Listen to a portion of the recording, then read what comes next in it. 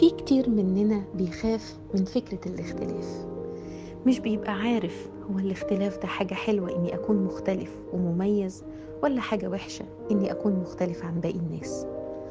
محتاج تبص على الشعور اللي ورا الاختلاف.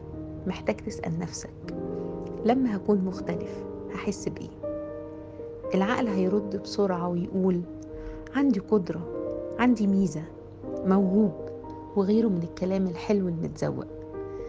بس في صوت جوه قوي بيقول لما هكون مختلف هكون غريب، مش مرغوب فيا، هكون مرفوض. يعني مثلا شلة أصحاب أغلب اللي فيهم بيحبوا اللعب والخروج والمذاكرة آخر همهم، وفيهم واحد بيحب المذاكرة. في يوم اتفقوا يخرجوا ويسيبوا الدرس وعرضوا عليه، طبعا رفض. سمع كلام زي يا نبغة، انت دحيح الدفعة، وغيره من الكلام التقيل. ولما يتفقوا على خروجات وقت الامتحانات ويرفض، يتقاله انت بقيت ممل، هي المذاكرة دي هتعمل لك ايه؟ على فكرة بقى، احنا مش هنقولك على حاجة تاني. في الوقت ده بيدرك عن نفسه انه مرفوض بسبب الاختلاف.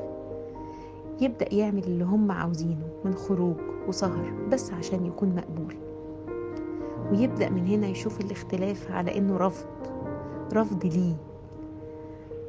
ولما يتعرض عليه وظيفة مناسبة فيها مميزات، تعليم، دراسات عليا، تطور وغيره من المميزات، يرفض أي حاجة فيها اختلاف عن البيئة اللي هو فيها عشان بس يوصل للقبول.